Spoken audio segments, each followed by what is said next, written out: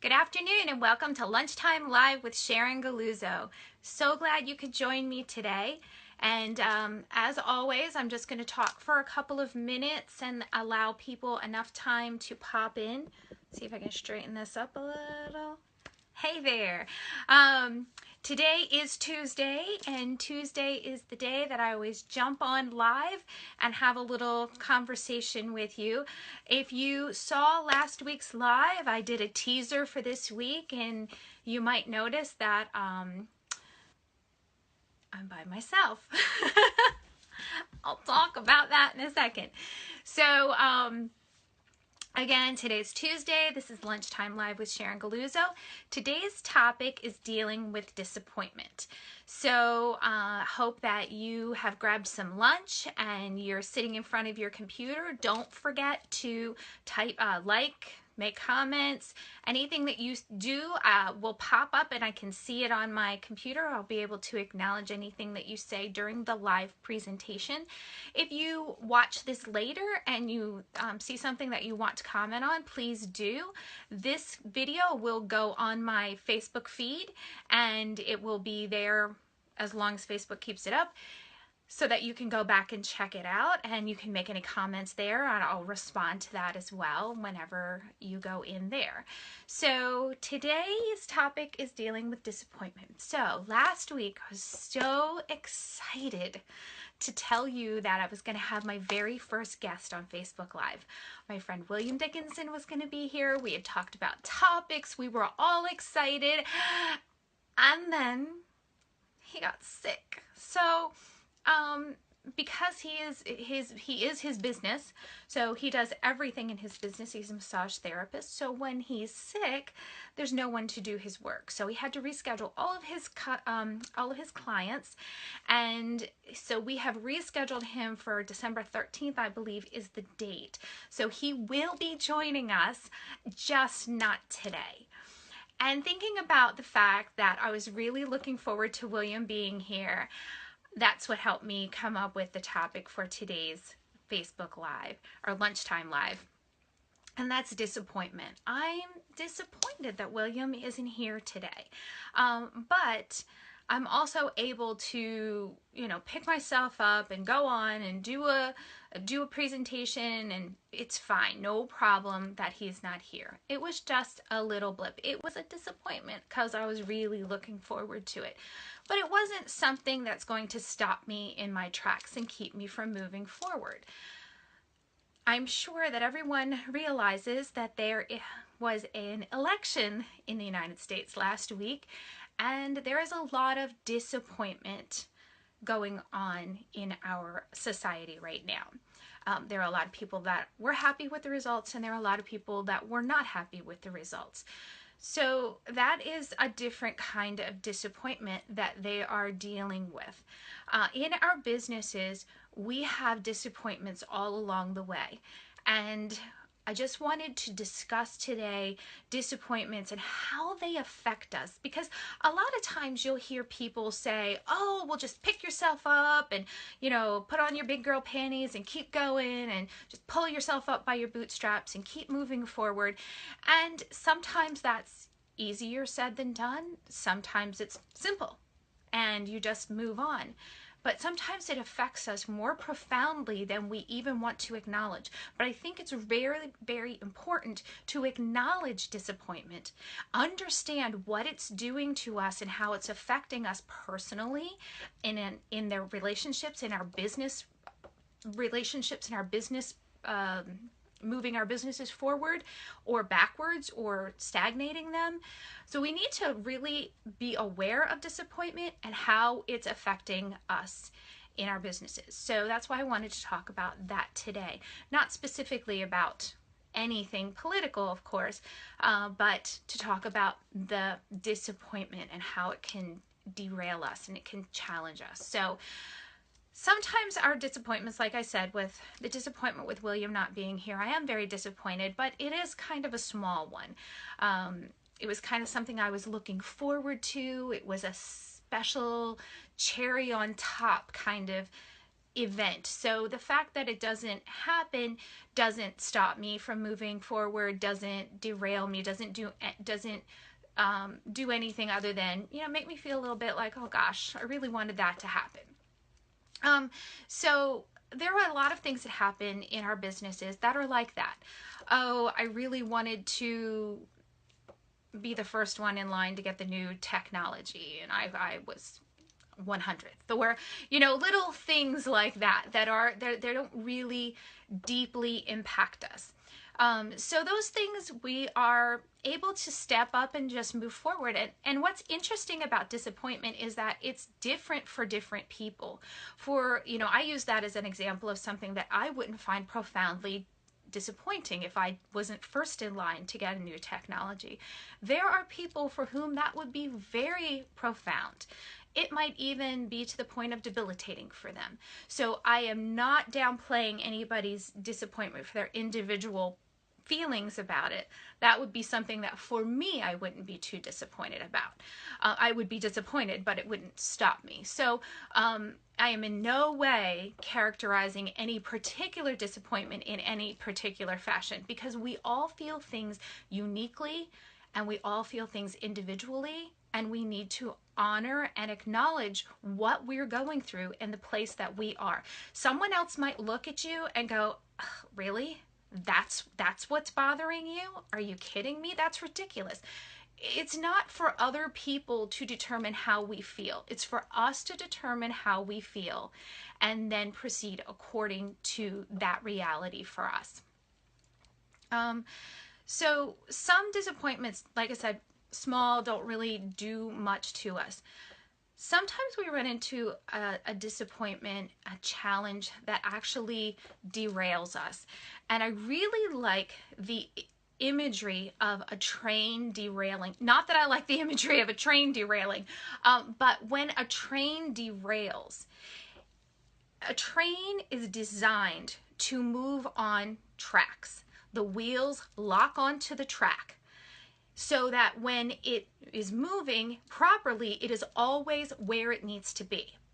When the train derails, that means it is off of its rails.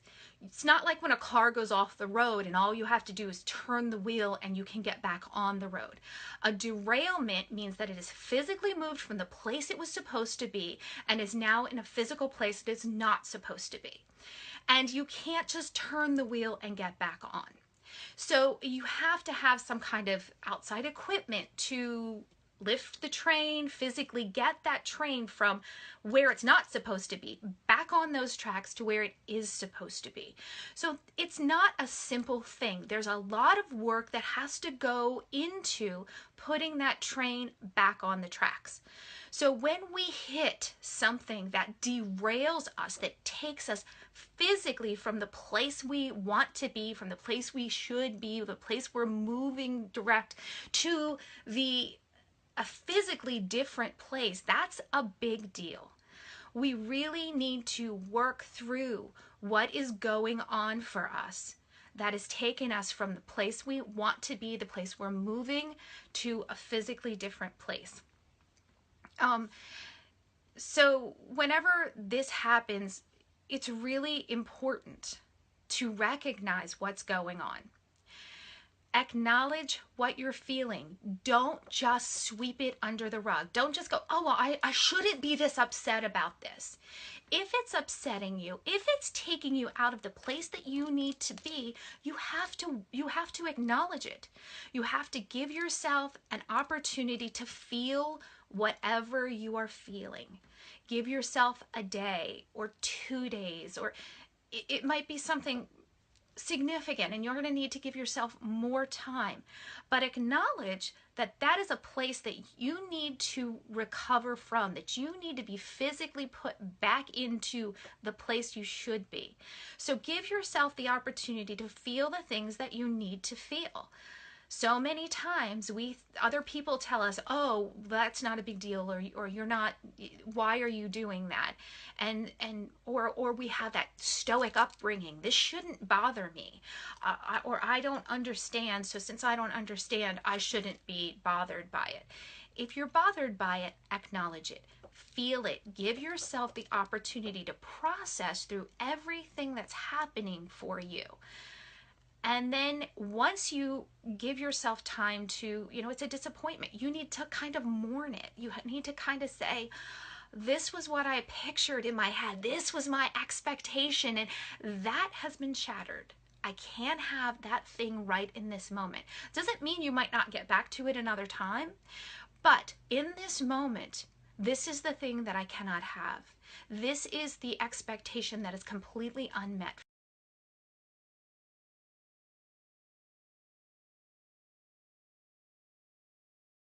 Are we back? It said that it disconnected, so I hope that we're back. Peter, if you're still there, give me a thumbs up that we're back on. It looks like we're back on.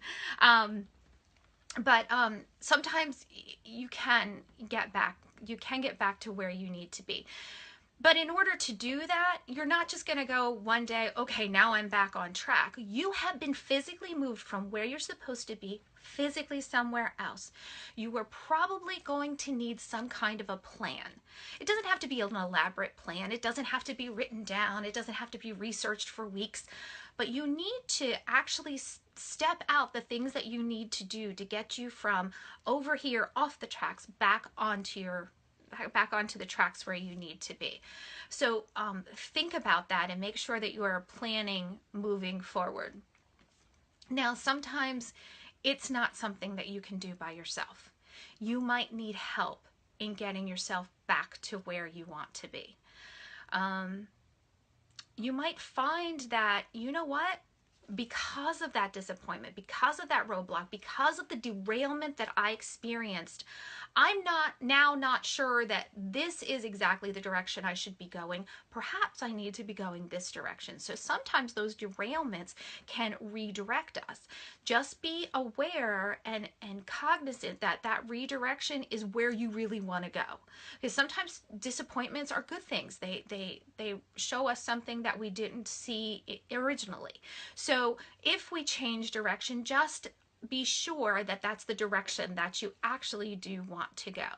So sometimes we'll change direction.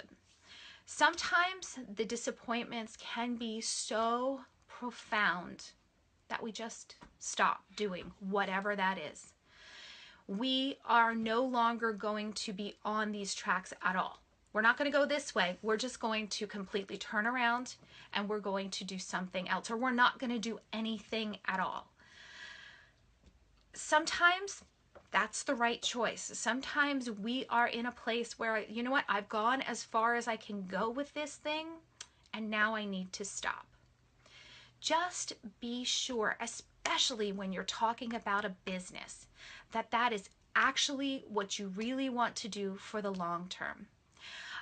I have been involved with, not a business thing, but a group I was working with, and I was very excited about a particular event, and we had done it for multi-years, and I was really very enthused about this event. I was like, this is not quite, this is my calling, but it was really from inside of me. It was something that I was very passionate about.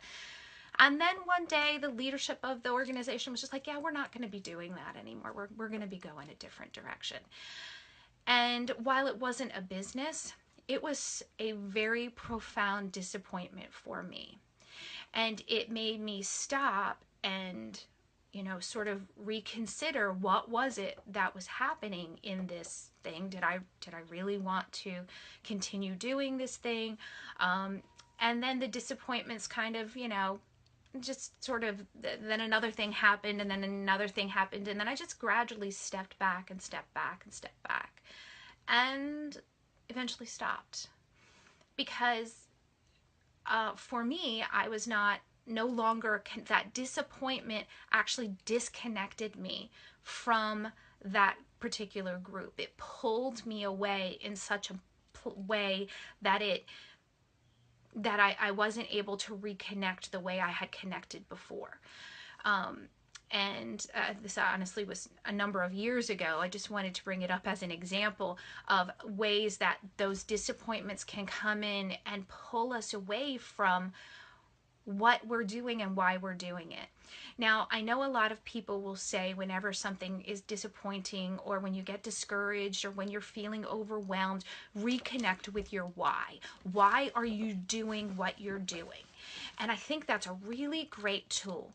But I also wanted to talk about your what.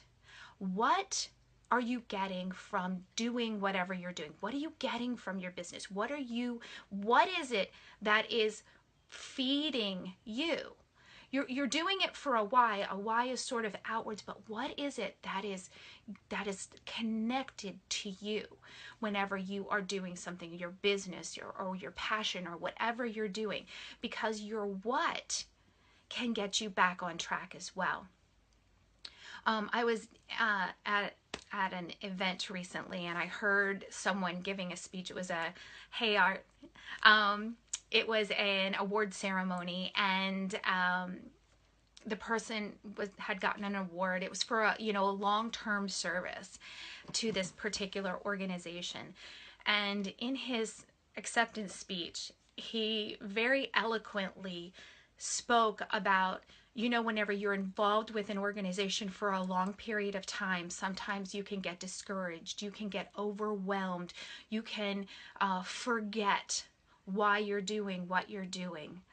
And then he talked about what he got out of the organization: the friendships, the connections, the enjoyment of doing this service for the community. And he just talked about what he got out of it.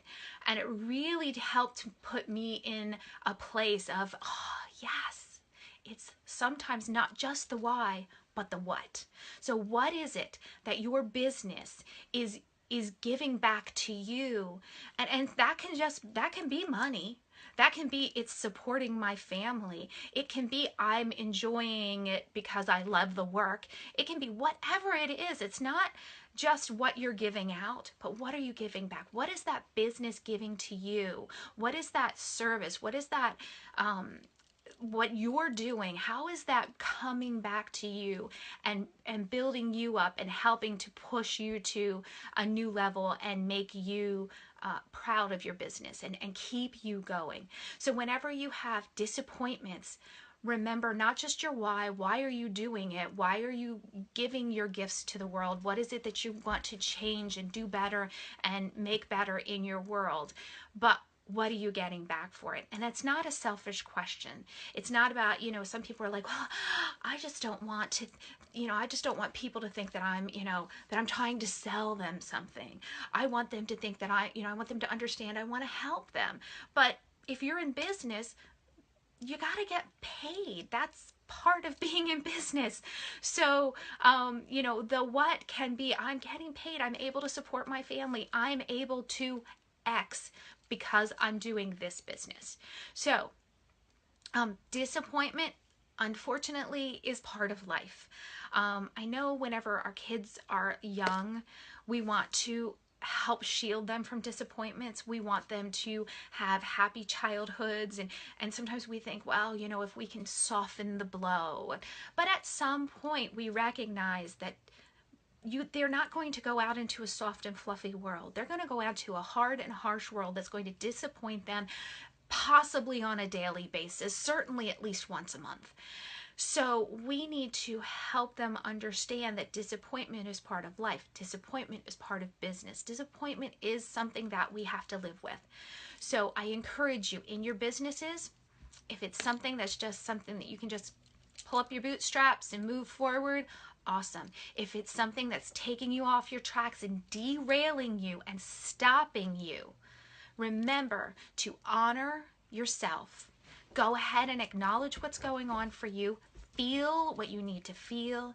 Take the time that you need, and then figure out a plan to get you either moving in a new direction, back on that track, or if it is right that you stop and that completely, then do that.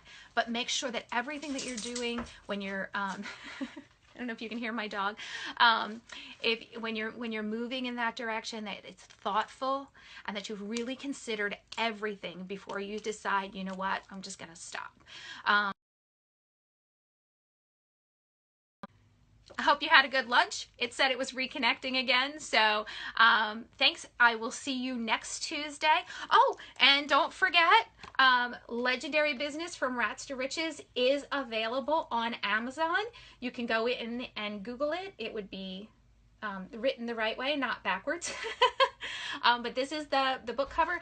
And I would ask you for a favor. We are doing a big book launch. This is actually the print version, which is available on Amazon. But on December 1st, we're doing a huge book launch.